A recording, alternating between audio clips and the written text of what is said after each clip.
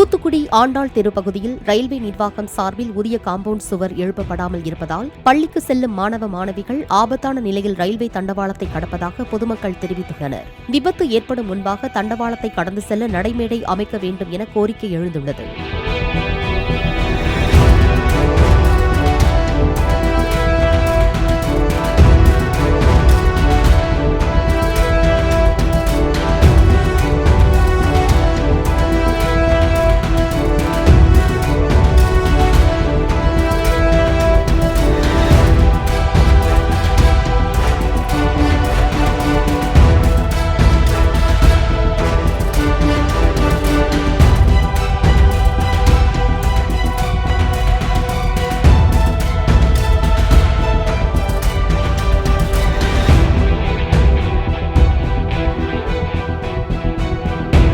Play store மற்றும் app ஸ்டோரில் இருந்து பாலிமர் செயலியை QR கோடு மூலம் பதிவிறக்கம் செய்யுங்கள்.